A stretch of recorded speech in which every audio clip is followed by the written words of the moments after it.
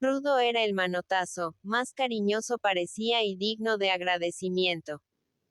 El travieso Atlot quedó frente a su pareja, moza arrogante y fea, de rudas manos, pelo aceitoso y cara negra, que le llevaba de estatura casi toda la cabeza. El muchacho protestó, encarándose con los músicos. Nada de yarga. Quería bailar la curta. La larga y la corta eran los dos únicos bailes de la isla. Febrer no había llegado nunca a distinguirlos. Una simple variación de ritmo, pues la música y la danza siempre parecían iguales. La moza, con un brazo doblado sobre la cintura en forma de asa y pendiente el otro a lo largo de la hueca faldamenta, comenzó a girar. No debía hacer más. Esta era toda su danza. Bajaba los ojos, fruncía la boca, como era de rigor, con un gesto de virtuoso desprecio, cual si bailase contra su voluntad, y así giraba y giraba, trazando en sus evoluciones sobre el suelo grandes números ochos. El bailarín era el hombre. Reproducíase en esta danza tradicional, inventada sin duda por los primeros pobladores de la isla, rudos piratas de la edad heroica, la eterna historia de los humanos, la persecución y la caza de la hembra.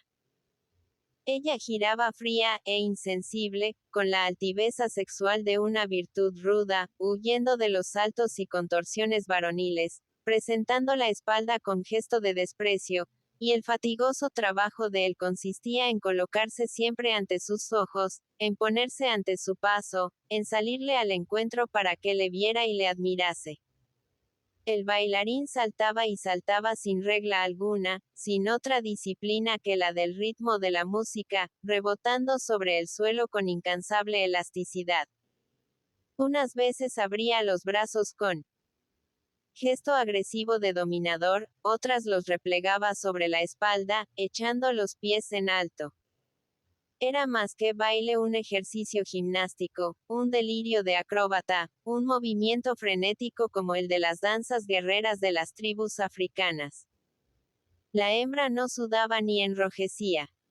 Continuaba sus vueltas fríamente, sin apresurar el paso, mientras el compañero, poseído del vértigo de la velocidad, jadeaba con el rostro congestionado, retirándose trémulo de fatiga a los pocos minutos.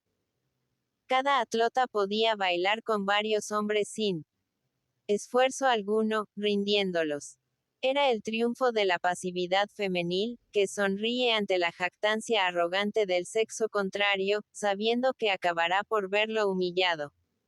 La salida de la primera pareja pareció arrastrar a los demás.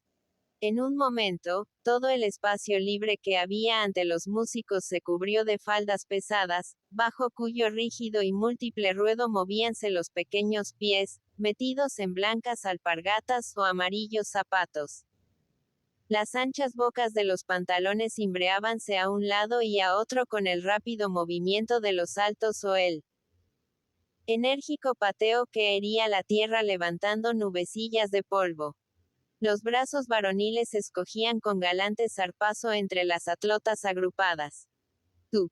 Y a este monosílabo seguían el tirón de conquista, los empellones, que equivalían a un título momentáneo de propiedad, todos los extremos de una predilección rudamente ancestral, de una galantería heredada de remotos abuelos en la época oscura en que el palo, la pedrada y la lucha a brazo partido eran la primera declaración de amor.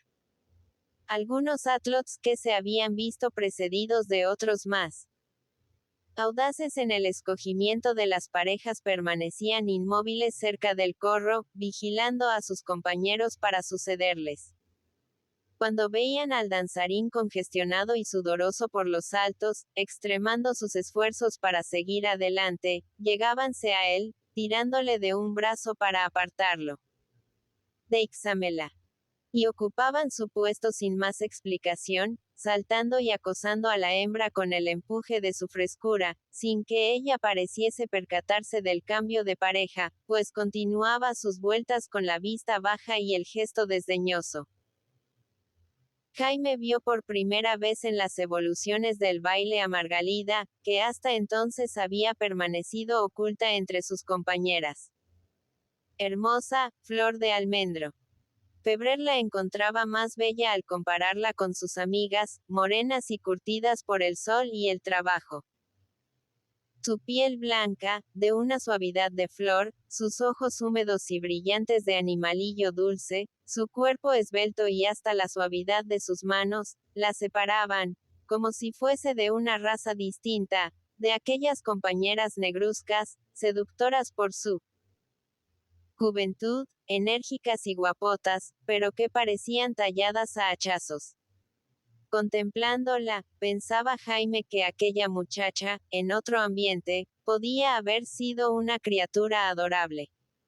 Él creía entender algo de esto. Adivinaba en Flor de Almendro un sinnúmero de delicadezas, de las que ella misma no se daba cuenta. Lástima que hubiese nacido en esta isla para no salir de ella jamás.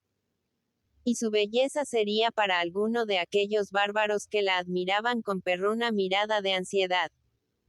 Tal vez para el Ferrer, el odioso berro que parecía protegerlos a todos con sus ojos sombríos. Cuando fuese casada cultivaría la tierra, como las otras. Su blancura de flor se marchitaría, amarilleando. Sus manos se tornarían negras y escamosas. Acabaría siendo igual a su madre y a todas las payesas viejas, una hembra esqueleto, retorcida y nudosa, lo mismo que un tronco de olivo. Febrer entristecíase con estos pensamientos como ante una gran injusticia. ¿De dónde habría sacado este retoño el simple Pep, que estaba a su lado? ¿Por qué obscura combinación de raza había podido nacer Margalida en Can Mallorquí? Y habría de agostarse esta florescencia misteriosa y perfumada del tronco payés lo mismo que los otros brotes rudos que crecían junto a ella. Algo extraordinario distrajo a Febrer de estos pensamientos. Seguían sonando la flauta, el tamboril y las castañolas, saltaban los danzarines, giraban las atlotas, pero en los ojos de todos brillaba una mirada de alarma inteligente, una expresión de solidaridad defensiva. Los viejos cesaban en su conversación, mirando hacia la parte que ocupaban las mujeres. ¿Qué es? ¿Qué es? El capellanet corría por entre las parejas, hablando al oído de los bailarines. Estos salíanse del corro con las manos en la faja, y desapareciendo unos segundos volvían inmediatamente a ocupar su sitio, mientras las atlotas seguían girando. Pep sonrió levemente al adivinar lo que ocurría, y habló al oído del señor. Nada. Lo de todos los bailes. Había peligro, y los atlots ponían en seguridad sus arreglos. Estos arreglos eran las pistolas y los cuchillos que llevaban los muchachos como testimonio de ciudadanía. Durante unos instantes, Febrer vio salir a luz las armas más estupendas y enormes, disimuladas prodigiosamente en aquellos cuerpos enjutos y esbeltos. Las viejas las reclamaban con sus manos huesosas, deseando compartir el riesgo, brillando en sus ojos la vehemencia de un heroísmo agresivo. Tiempos malditos de impiedad los de ahora, en que se molesta a las gentes y se atenta a las antiguas costumbres. Aquí, aquí. Y agarrando los mortales chismes, los escondían bajo el ruedo de innumerables hojas de sus faldas y zagalejos. Las madres jóvenes se arrellanaban en sus asientos y abrían el ángulo de las abultadas piernas, como para ofrecer mayor espacio al guerrero escondrijo. Unas a otras se miraban las mujeres con belicosa resolución. Que viniesen aquellas malas almas. Se dejarían hacer pedazos antes que moverse de su sitio. Febrer vio brillar algo en un camino que conducía a la iglesia. Eran correajes y fusiles, y sobre estos las blancas cogoteras de los tricornios de una pareja de la Guardia Civil. Los dos soldados del orden se aproximaron lentamente, con cierto desmayo, convencidos sin duda de haber sido adivinados de lejos y llegar demasiado tarde. Jaime era el único que los miraba. Los demás fingían no verles, con la cabeza baja o puestos los ojos en distinta dirección. Los músicos tocaban con más fuerza, pero las parejas se iban retirando. Las atlotas abandonaban a los mozos para ir a confundirse en el grupo de mujeres. Buenas tardes, señores. A este saludo del guardia más antiguo contestó el tamboril callando en seco y dejando sola a la flauta. Esta todavía gangueó unas cuantas notas, que parecieron contestar irónicamente a la salutación. Hubo un largo silencio. Algunos contestaron con un leve tengui al saludo de la pareja, pero todos fingían no verla, y miraban a otra parte, como si los guardias careciesen de presencia real. El silencio penoso pareció molestar a los dos soldados. Vaya, sigan ustedes, continuó el más viejo. Por nosotros que no pare la diversión. Hizo un gesto a los músicos, y estos, incapaces de desobedecer en nada a la autoridad, acometieron una música más viva y endiabladamente alegre que la de antes. Pero como si tocasen a muerto. Todos permanecían inmóviles y enfurruñados, pensando cómo podría acabar esta inesperada presentación. La pareja, acompañada por el repiqueteo del tamboril, las cabriolas musicales de la flauta y la risa seca y estridente de las castañuelas, comenzó a moverse entre los grupos de atlots examinándolos. Tú, galán, decía con paternal autoridad el más antiguo de la pareja. Brazos en alto.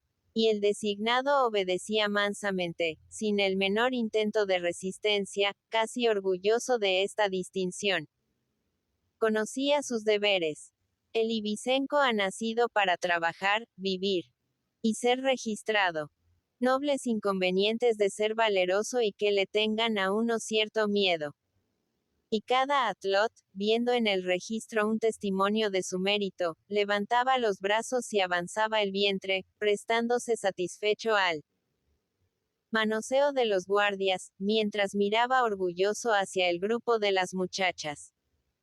Febrer se dio cuenta de que los dos soldados fingían no reparar en la presencia del Ferrer. Parecían no reconocerlo. Le volvían la espalda. Pasaron varias veces junto a él, registrando minuciosamente a los que estaban a su lado y haciendo visible alarde de no fijarse en el berro. Pep habló al oído del señor en voz queda, con acento de admiración. Aquellas gentes del tricornio sabían más que él. Diablo. No registrando al berro le inferían un insulto. Demostraban no tenerle miedo. Le ponían aparte de los demás, eximiéndole de una operación por la que iban pasando todas las personas. Siempre que encontraban al berro con otros mozos, registraban a estos, sin tocar nunca a aquel. De este modo, los atlots, por miedo a perder sus armas, acababan por evitar el trato con el héroe y huían de él como de una atracción del peligro. Continuaba el registro al son de la música. El capellanet seguía a la pareja en sus evoluciones, plantándose siempre ante el guardia viejo con las manos en la faja, mirándole tenazmente con una expresión entre amenazadora y suplicante. El guardia parecía no verle, buscaba a los otros, pero a poco volvía a tropezarse con el muchacho, que le cerraba el paso. El hombre del tricornio acabó por sonreír bajo el duro bigote y llamó a su camarada. Tú, dijo, designándole al muchacho. Registra a este berro. Debe ser de cuidado. El capellanet, perdonando el tono zumbón del enemigo, estiró los brazos todo cuanto pudo para que nadie dejase de enterarse de su importancia. Ya se había alejado el guardia, luego de hacerle unas cosquillas en el ombligo, cuando todavía guardaba su actitud de hombre temible. Después corrió hacia el grupo de mozas, para ufanarse del peligro que acababa de arrostrar. Afortunadamente, el cuchillo del abuelo estaba en casa, bien guardado por su padre en un lugar que él desconocía. Si llego a traerlo, me lo quitan. Los guardias cansáronse pronto de este registro infructuoso. El guardia más antiguo miraba maliciosamente, como un perro que husmea, hacia el grupo de mujeres. Por allí cerca debía estar el escondrijo. Pero cualquiera hacía mover a las secas y negruzcas matronas de sus asientos. Bien claro hablaban los ojos hostiles de estas damas. Habría que arrastrarlas a viva fuerza, y eran señoras. Caballeros, buenas tardes. Y se echaron los fusiles al hombro, rechazando la amable solicitud de algunos mozos que habían corrido a la taberna para traer unas copas. Se las ofrecían sin rencor y sin miedo.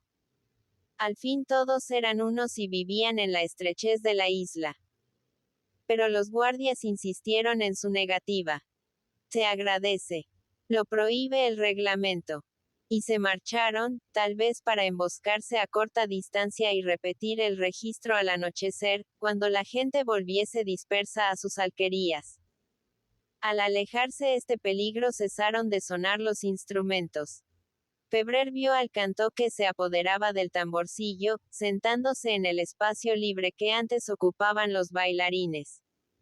Las gentes se agruparon en semicírculo frente a él. Las respetables matronas avanzaban sus silletas de esparto para oír mejor. Iba a cantar uno de aquellos romances que sacaba de su cabeza. Una relación, cortada a uso del país por un alarido tembloroso, gorjeo de dolor que se iba prolongando mientras el cantante tenía aire en los pulmones. Golpeó con el palillo el parche lentamente para dar una tétrica gravedad a su canto monótono, soñoliento y triste. Como queréis, amigos, que cante, si tengo el corazón destrozado. Y a continuación un gorjeo estridente, un quejido interminable de ave moribunda, en medio del general silencio. Todos miraban al cantor, no viendo en él al atlot, perezoso y enfermo, despreciable por su inutilidad para el trabajo. En el rudimentario magín de todos ellos latía algo confuso que les impulsaba a respetar las palabras y quejidos del mozo débil. Era algo extraordinario que parecía pasar con rudo batir de alas sobre sus almas primitivas. La voz del cantor lloriqueaba hablando de una mujer insensible a sus quejas. Y al comparar su blancura con la flor del almendro, todos volvieron la vista a Margalida, que permanecía impasible, sin rubores virginales, habituada a estos homenajes de burda poesía, que eran el preludio de todo galanteo. Continuaba el cantor sus lamentos, enrojeciéndose con el esfuerzo del cacareo doloroso que daba remate a las estrofas. Su pecho angosto jadeaba con el esfuerzo. Dos rosetas de enfermiza púrpura coloreaban sus pómulos. Dilatábase su débil cuello, marcándose en él las venas con azul relieve. Siguiendo la costumbre, ocultaba parte del rostro en un pañuelo que sostenía con el brazo apoyado en el tamboril. Febrer sentía congoja al escuchar esta voz doliente. Creía que iba a desgarrarse su pecho, a estallar su garganta. Pero los oyentes, habituados al canto bárbaro, tan anonadador como la danza, no paraban atención en la fatiga del cantor ni se cansaban de su interminable relato. Un grupo de atlots separándose del corro que rodeaba al poeta, pareció deliberar y se aproximó luego a donde estaban los hombres graves. Venían en busca del Siñó Pepe el decán mallorquí, para hablar con él de asuntos importantes. Volvían la espalda con desprecio a su amigo el cantó, un infeliz que no servía para otra cosa que para dedicar trovos a las atlotas. El más atrevido del grupo se encaró con Pep. Querían hablar del festeig con Margalida. Recordaban al padre su promesa de autorizar el cortejo de la muchacha. El payés miró el grupo detenidamente, como si contase su número. ¿Cuántos sois? Sonrió el que llevaba la voz. Eran muchos más. Representaban a otros atlots que se habían quedado en el corro escuchando la canción. Los había de diferentes cuartones. Hasta de San Juan, en el extremo opuesto de la isla, vendrían mozos para cortejar a Margalida. Pep, a pesar de su falso gesto de padre intratable, enrojecía y apretaba los labios con mal disimulada satisfacción, mirando de reojo a los amigos sentados junto a él. ¡Qué honor para Can Mallorquí! Nunca se había conocido un galanteo como este. Jamás sus compañeros habían visto a sus hijas tan cortejadas. ¿Sereu vint?, preguntó. Los atlots tardaron en contestar, ocupados en cálculos mentales, murmurando nombres de amigos. 20. Más, muchos más. Podía contar con unos 30. El payés extremó su falsa indignación. 30. ¿Creían acaso que él no necesitaba descanso y que iba a pasar la noche en vela presenciando sus galanteos? Luego se calmó, entregándose a complicados cálculos mentales, mientras repetía pensativo, con expresión de asombro. 30. 30. Su decisión fue autoritaria. Él no podía dedicar al noviazgo más que hora y media de la noche. Siendo 30, salían a 3 minutos por cabeza. 3 minutos, contados reloj en mano, para hablar cada uno con Margalida. Ni un minuto más. Noches de noviazgo, la del jueves y la del sábado. Cuando él había cortejado a su mujer eran muchos menos los pretendientes, y sin embargo, su suegro, un hombre al que jamás vio nadie reír, no le concedió mayor tiempo. Mucha formalidad, nada de rivalidades y riñas. Al primero que faltase a lo convenido, él era muy nombre para hacerle pasar la puerta a palos. Y si resultaba preciso coger la escopeta, la cogería. El buen Pep, satisfecho de poder fingir una bravura sin límites a costa del respeto de los pretendientes de su hija, amontonaba bravata sobre bravata, hablando de matar al que faltase a lo convenido, mientras los atlots le escuchaban con la vista humilde y una mueca de ironía debajo de la nariz. El trato quedó cerrado. El jueves próximo sería la primera velada en Can Mallorquí. Febrer, que había escuchado la conversación, miró al berro que se mantenía aparte, como si su grandeza no le permitiera descender a los míseros regateos de este arreglo. Cuando se alejaron los muchachos para incorporarse al corro, discutiendo en voz baja el modo de repartirse los turnos, cesó el canto en su lastimera poesía, lanzando el último cacareo con voz dolorosa, que parecía desgarrar definitivamente su pobre garganta. Se limpió el sudor y luego se llevó las manos al pecho. Su cara era de un rojo amoratado. Pero la gente le volvía la espalda, olvidada ya de él. Las atlotas, con una solidaridad de sexo, envolvían a Margalida en vehementes manoteos, la empujaban, pidiéndola que cantase para contestar a lo que había dicho el cantor sobre la falsedad de las mujeres. No bulk. No bulk. Contestaba, Flor de Almendro, agitándose entre los brazos de sus compañeras. Y tan sincera era su resistencia, que al fin intervinieron las mujeres viejas, defendiéndola. Dejad a la atlota. Margalida había venido para divertirse y no para entretener a los demás. Creían empresa fácil sacarse de la cabeza repentinamente una contestación en verso. El tamborilero había recobrado el instrumento de manos del cantó, y golpeaba con su baqueta el redondo parche. La flauta parecía gargarizar rápidas escalas, antes de emprender la adormecedora melodía de africano ritmo. Siga el baile. Comenzaba a ocultarse el sol. La brisa venida del mar refrescaba los campos. Las gentes, que parecían dormidas en la pesadez ardorosa del ambiente, agitábanse ahora con vivo movimiento, como si la frescura las espolease. Los atlots gritaban a un tiempo contradictoriamente, con agresiva vehemencia, dirigiéndose a los músicos. Unos pedían la larga, otros la curta. Todos se sentían fuertes e imperiosos en su voluntad. La ferretería mortal oculta bajo los agalejos de las mujeres había vuelto a sus fajas, y con el contacto de estos acompañantes cada uno sentía nueva vida, un recrudecimiento de sus arrogancias. Los músicos rompieron a tocar lo que les pareció mejor, echóse atrás el gentío curioso. Y otra vez en el centro de la plaza volvieron a dar saltos las blancas alpargatas, a agitarse, rígidos, los ruedos de las faldas azules y verdes, mientras arriba ondeaban los picos de los pañuelos sobre las gruesas trenzas, o se movían como borlas rojas las flores que llevaban los atlots en las orejas. Jaime seguía mirando al Ferrer con la irresistible atracción de la antipatía. Manteníase el berro silencioso y como distraído entre sus admiradores, que formaban corro en torno de él.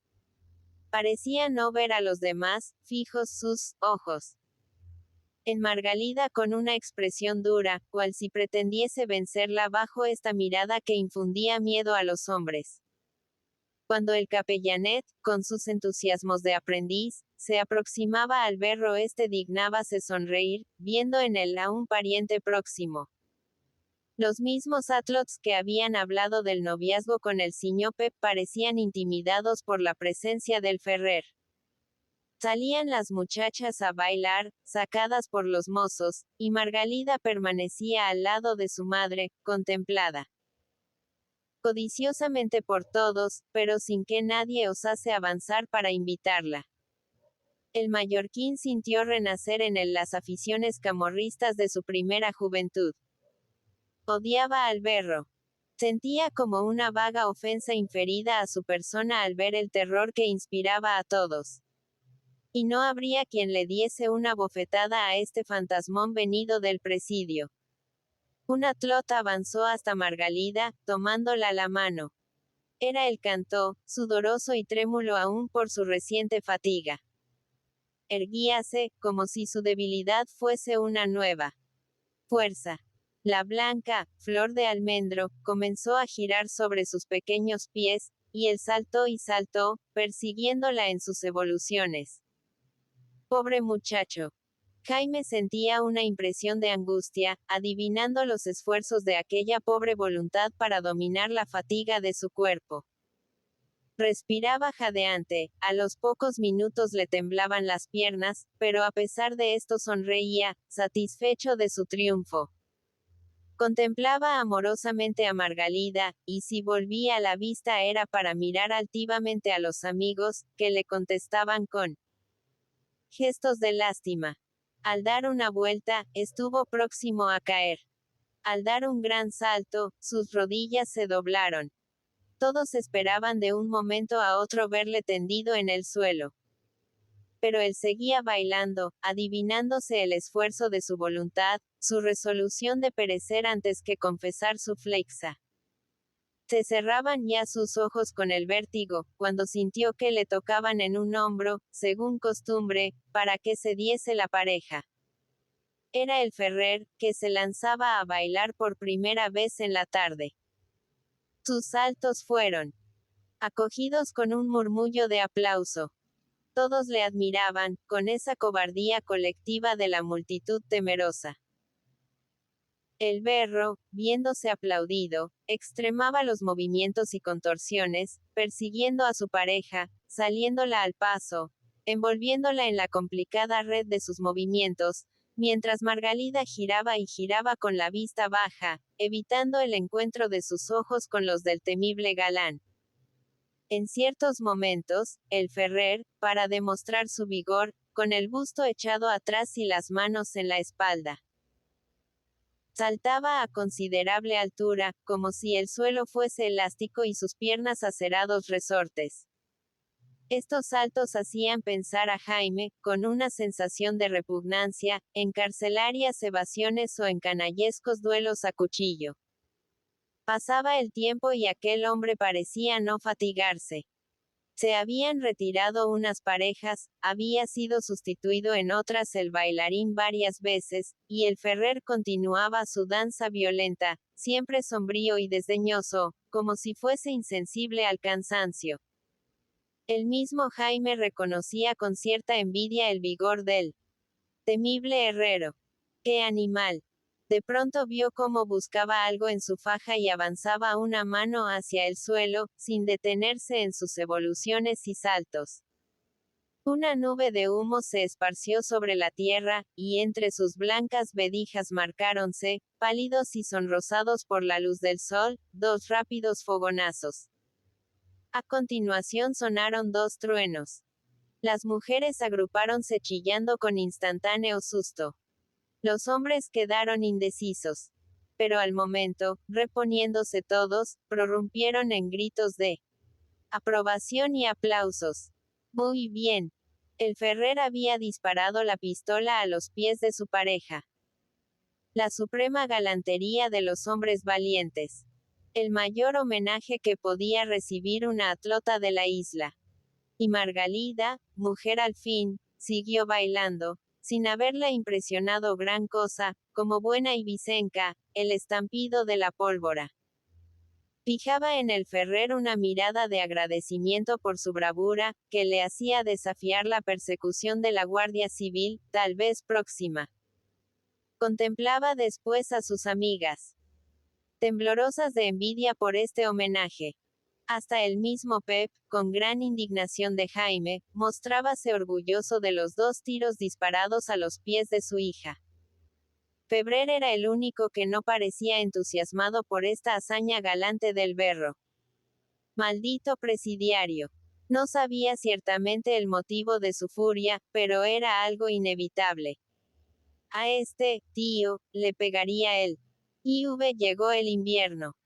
El mar batió furioso, en ciertos días, la cadena de islas y peñascos que forma entre Ibiza y Formentera una muralla de rocas, aportillada por estrechos y freos. En estos pasadizos marítimos, las aguas, antes tranquilas, de un azul profundo que refleja los fondos de arena, arremolinábanse lívidas, chocando contra las costas y las rocas sueltas, que desaparecían y emergían en la espuma. Entre la isla del Espalmador y la de los Ahorcados, donde se abre el paso para los grandes buques, deslizábanse estos teniendo que luchar con el ímpetu sordo de las corrientes y los dramáticos y ruidosos golpes de agua. Las embarcaciones de Ibiza y Formentera tendían la lona de su velamen para navegar al abrigo de los islotes. Las sinuosidades de este laberinto de tierras marítimas permitían a los navegantes del archipiélago de las Pitiusas ir de una isla a otra por distintos derroteros, con arreglo a la dirección de los vientos. Mientras en un lado del archipiélago mugía el mar, en el otro manteníase inmóvil y profundo, con una pesadez de aceite. En los freos amontonábanse las olas con remolinos furiosos, pero bastaba un golpe de barra, una desviación de la proa, para quedar al abrigo de una isla, balanceándose la barca en aguas tranquilas, paradisíacas, límpidas, con un fondo visible de extrañas vegetaciones, en el que bullían los peces entre chisporroteos de plata y relámpagos de carmín. El cielo amanecía nublado los más de los días, y el mar ceniciento. El Vedrá parecía más enorme, más imponente, alzando su cónica aguja en esta atmósfera tempestuosa. El mar se despeñaba en cataratas dentro de las cavidades de sus cuevas, con gigantescos cañonazos. Las cabras silvestres, en sus alturas inaccesibles, saltaban de meseta en meseta, y únicamente cuando rodaba el trueno en el azul sombrío y los rayos como serpientes ígneas bajaban con veloz angulosidad a beber en el inmenso abrevadero del mar, huían las tímidas bestias con balidos de terror a refugiarse en las oquedades cubiertas por el ramaje de las sabinas. Ferrer iba de pesca con el tío Ventolera muchos días de mal tiempo. El viejo conocía bien su mar. Algunas mañanas que Jaime se quedaba en él Lecho viendo filtrarse por las rendijas la luz lívida y difusa de un día tempestuoso, tenía que levantarse apresuradamente al oír la voz de su compañero, que cantaba la misa, acompañando los latinajos con pedradas a la torre. Arriba. El día era bueno para la pesca. Iban a coger mucho. Y cuando Febrer parecía inquieto contemplando el mar amenazador, le explicaba el viejo que al abrigo de la parte opuesta del Vedra encontrarían aguas tranquilas. Otras veces, en mañanas esplendorosas, aguardaba Febrer inútilmente la llamada del viejo. Pasaban las horas. Tras la luz rosada del amanecer marcábanse en las rendijas las barras de oro de la luz solar. Pero en vano transcurría el tiempo. Ni misa cantada ni pedradas. El tío Ventolera permanecía invisible. Luego, al abrir su ventana, contemplaba un cielo límpido, luminoso, con el esplendor suave del sol invernal, pero el mar estaba agitado, ondeando sin espuma y sin estrépito a impulsos de un viento peligroso. Las lluvias cubrían la isla de un manto gris, en el que apenas si se marcaban con indecisos contornos las montañas próximas. En las cumbres lloraban los pinos por todos los filamentos de su follaje y la gruesa capa de humus se empapaba como una esponja, expeliendo líquido bajo la huella de los pies. En las calvas alturas de la costa, de roca viva, amontonábase la lluvia, formando tumultuosos arroyos que saltaban de peña en peña. Las anchas higueras temblaban como enormes paraguas rotos, dejando entrar el agua en el amplio recinto cobijado por su cúpula. Los almendros, desnudos de hojarasca, temblaban como negros esqueletos. Los profundos barrancos llenábanse de aguas mugientes que rodaban infecundas hacia el mar. Los caminos, empedrados de guijarros azules, entre altos ribazos de piedra seca, convertíanse en cataratas. La isla, sedienta y empolvada durante gran parte del año, parecía repeler por todos sus poros esta exuberancia de lluvia invernal, como un enfermo repele el medicamento enérgico y tardío de difícil asimilación. En estos días de aguacero, Febrer permanecía encerrado en su torre. Era imposible ir al mar e imposible también salir con la escopeta por los campos de la isla. Las alquerías estaban cerradas, con sus blancos cubos manchados por los raudales de lluvia, sin más vida que el hilo de humo azul que se escapaba de los agujeros de las chimeneas.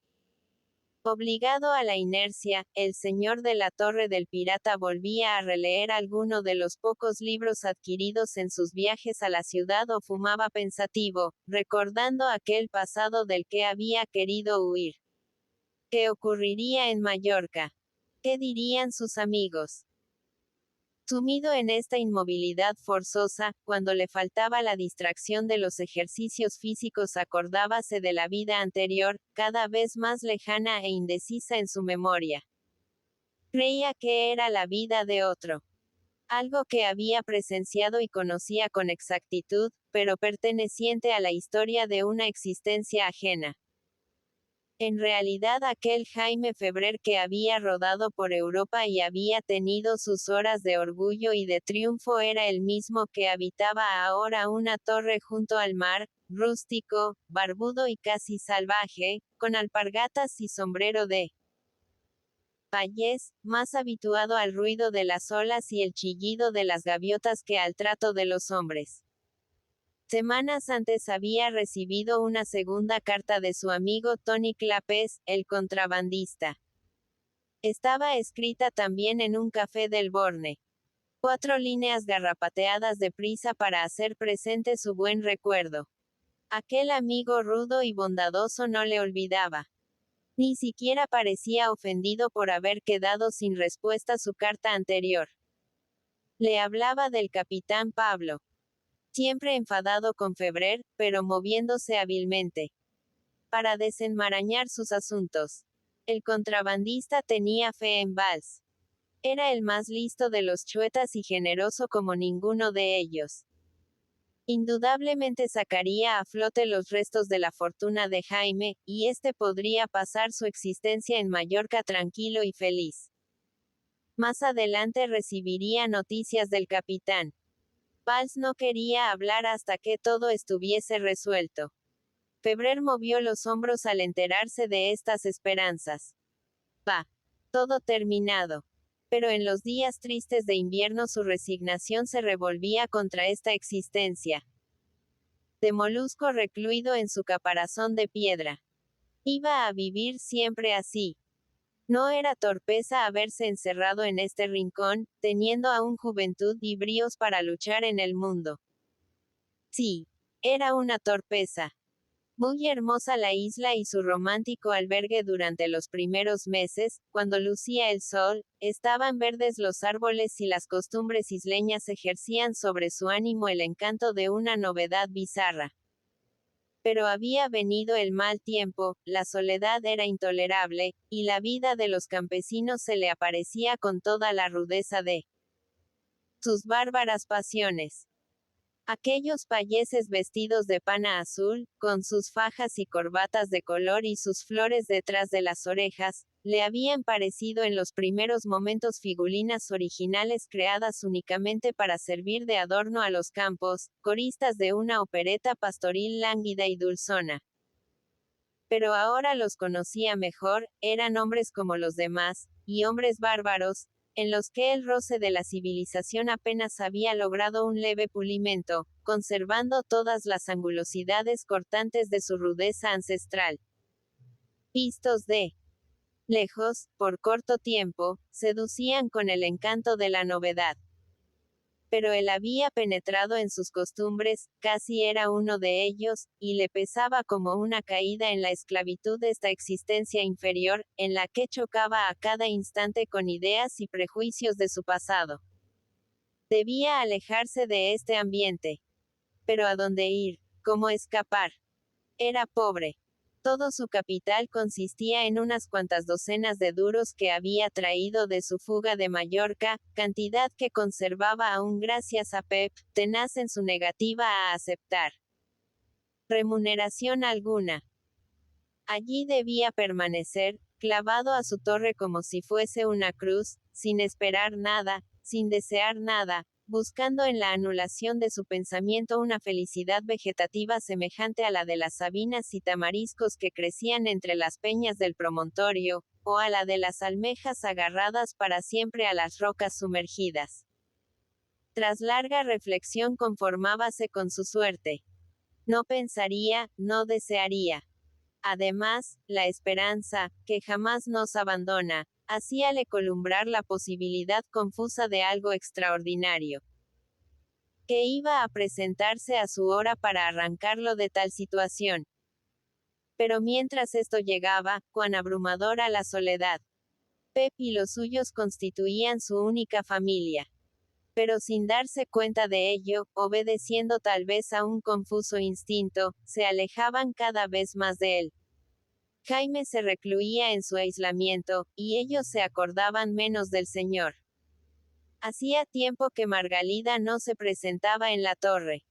Parecía evitar todo pretexto para este viaje, y hasta sorteaba los encuentros con Febrer. Era otra. Diríase que había despertado a una nueva existencia.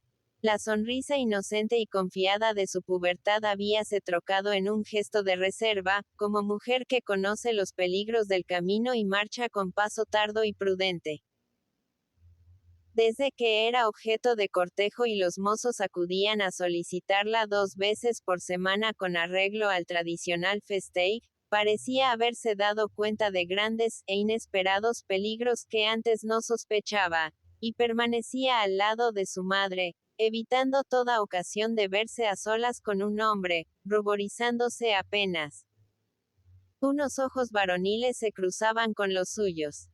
Este galanteo nada tenía de extraordinario dentro de las costumbres de la isla, pero no obstante, producía en Febrer sorda cólera, como si viese en él un atentado y un despojo. La invasión de Can Mallorquí por la atloteria bravucona y enamorada mirábala como un insulto.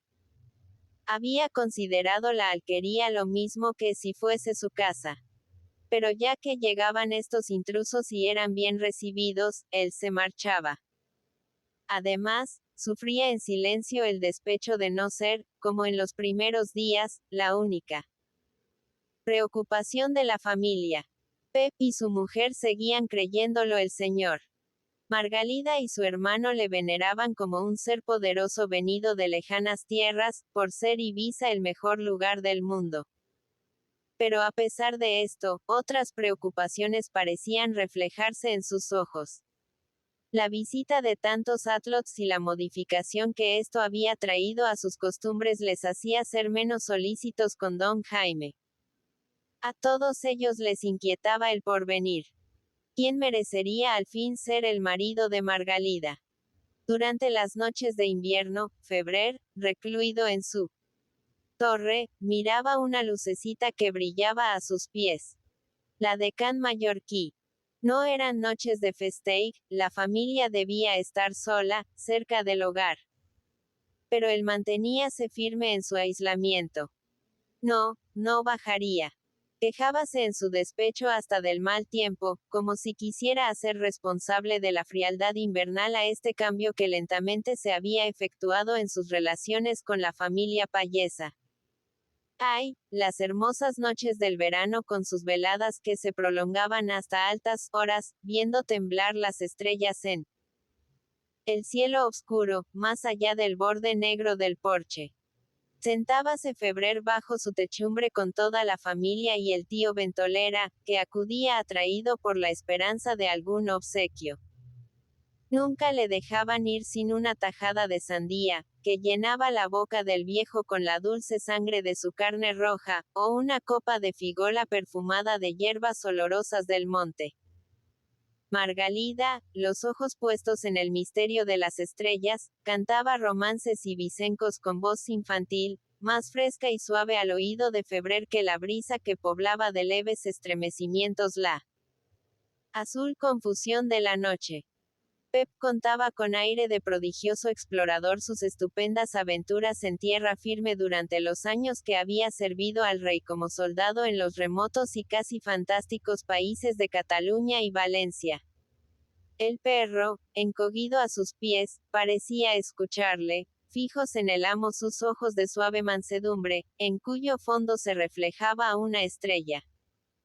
De pronto incorporábase con nervioso impulso, y dando un salto desaparecía en la oscuridad, entre sonoro rumor de vegetaciones rotas.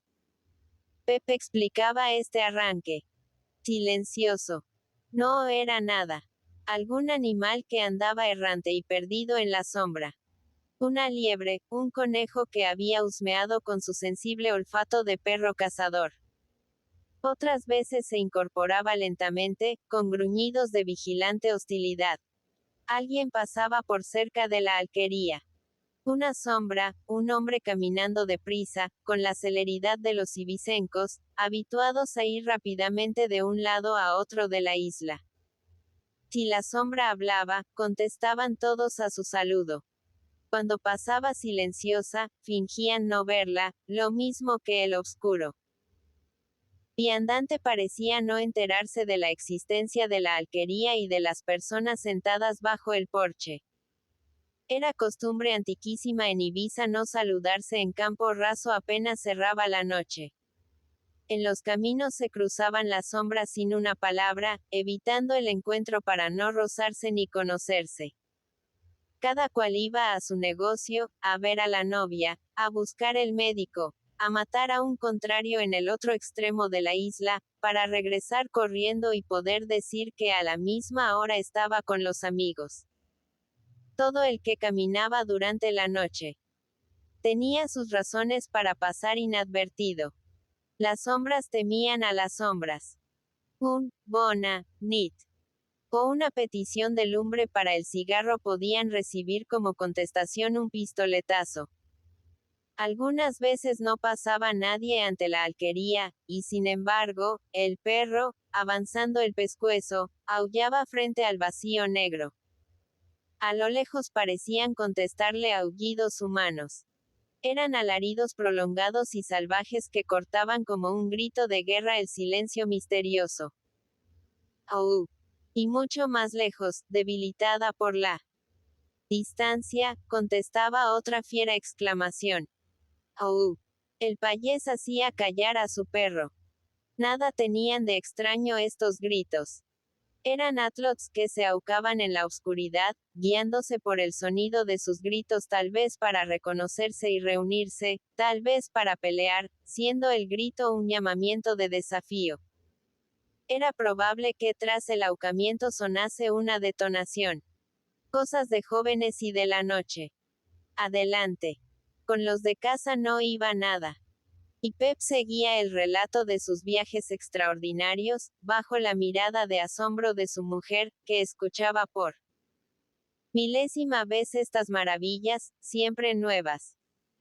El tío Ventolera, por no ser menos, narraba historias de piratas y de valerosos marineros de Ibiza, apoyándolas con el testimonio de su padre, que había sido paje en el jabeque del capitán Riquer, asaltando detrás de este héroe la fragata Felicidad, del temible corsario, el Papa.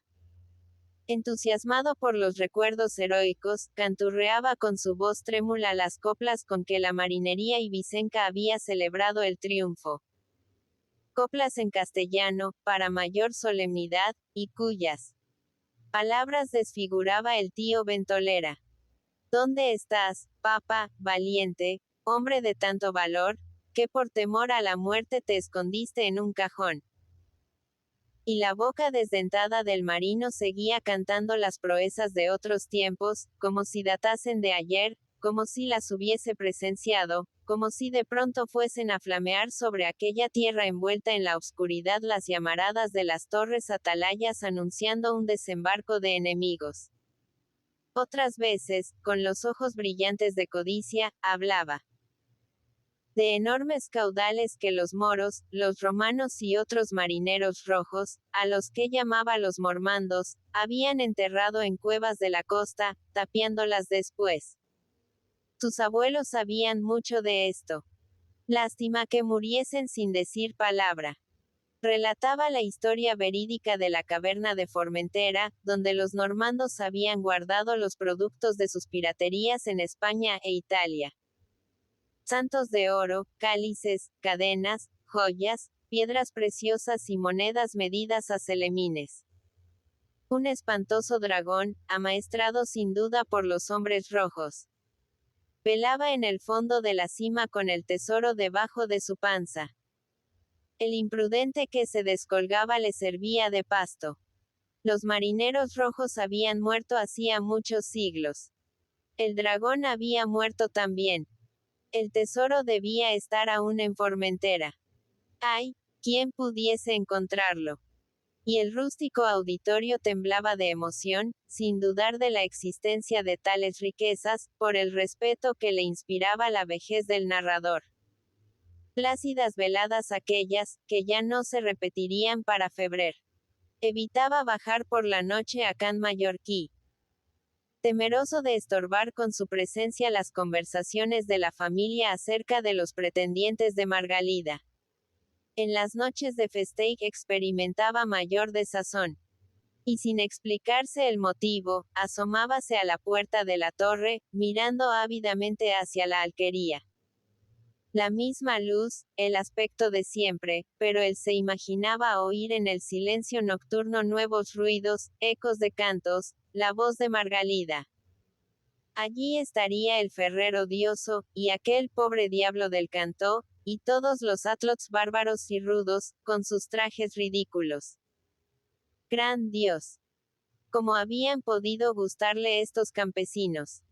Con lo que él había visto en el mundo. Al día siguiente, al subir el capellanet a la torre para llevar la comida a don Jaime, éste le hacía preguntas sobre lo ocurrido en la noche anterior. Escuchando al muchacho, se imaginaba febrer todos los accidentes del galanteo. La familia cenaba deprisa, al anochecer, para estar pronta a la ceremonia. Margalida descolgaba del techo de su cuarto la falda de fiesta, y luego de ponérsela, con el pañuelo rojo y verde cruzado, Sobre el pecho, otro más pequeño en la cabeza y un largo lazo de cintas al extremo de la trenza, colocábase las cadenas de oro que le había cedido su madre, e iba a sentarse sobre el abrigais, doblado en una silla de la cocina. El padre fumaba su pipa de tabaco de pota. La madre, en un rincón, tejía cestos de junco.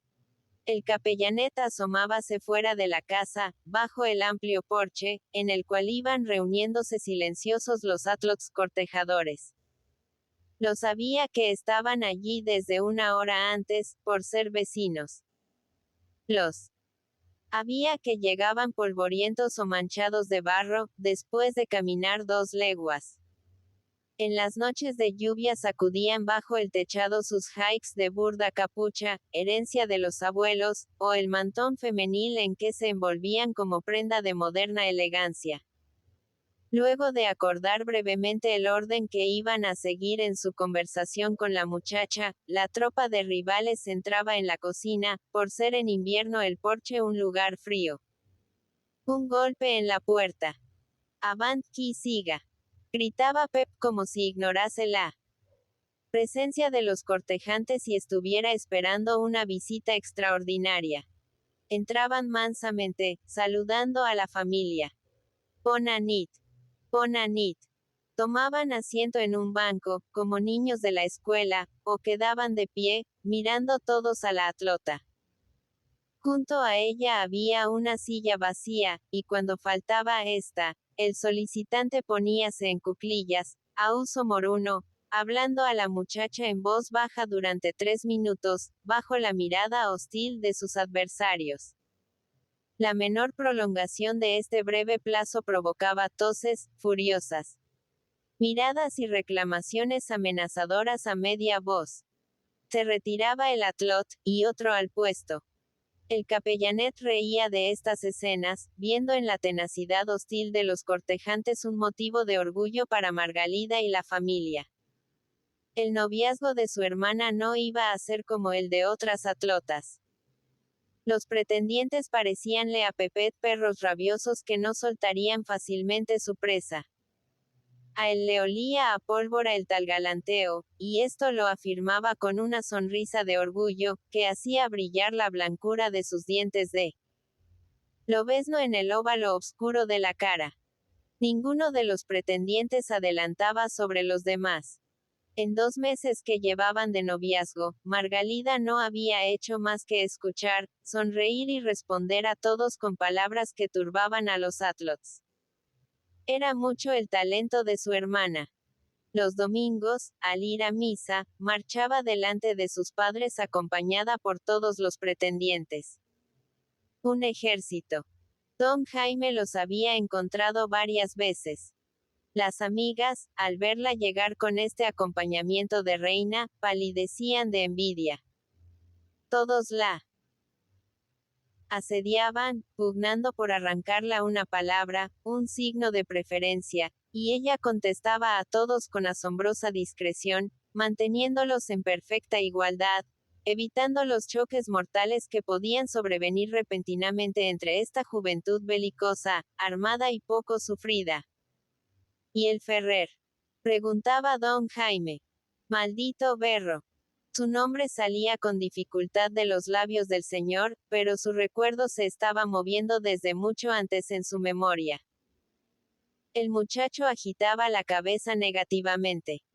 El Ferrer tampoco adelantaba gran cosa sobre sus rivales, y el capellanet no parecía sentirlo mucho. Se había enfriado algo su admiración por el berro. El amor embravece a los hombres, y todos los atlots pretendientes de Margalida, al verle enfrente como rival, ya no le tenían miedo y hasta osaban atropellar su temible persona. Una noche se había presentado con una guitarra, proponiéndose invertir en músicas gran parte del tiempo que correspondía a otros. Al llegarle el turno se colocó junto a Margalida, templó su instrumento y comenzó a entonar canciones de tierra firme aprendidas en el retiro de Niza.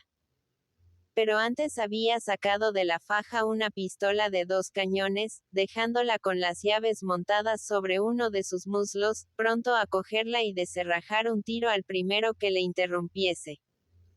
Silencio absoluto y miradas impasibles. Cantó cuanto quiso, se guardó la pistola con aire de vencedor. Pero luego, a la salida, en la negrura de los campos, cuando los atlots se dispersaban con aullidos de irónica despedida, 2 certeras pedradas salidas de la sombra dieron con el bravucón en el suelo, y durante varios días dejó de acudir al cortejo por no mostrarse con la cabeza entrapajada. No había intentado saber quién fuese el agresor. Eran muchos los rivales, y además había que tener en cuenta a sus padres, tíos y hermanos, casi la cuarta parte de la isla, prontos a mezclarse por la honra de la familia en una guerra de venganzas. Pienso, decía Pepet, que el Ferrer no es tan valiente como dicen. ¿Y usted qué cree, don Jaime? Cuando avanzaba la noche y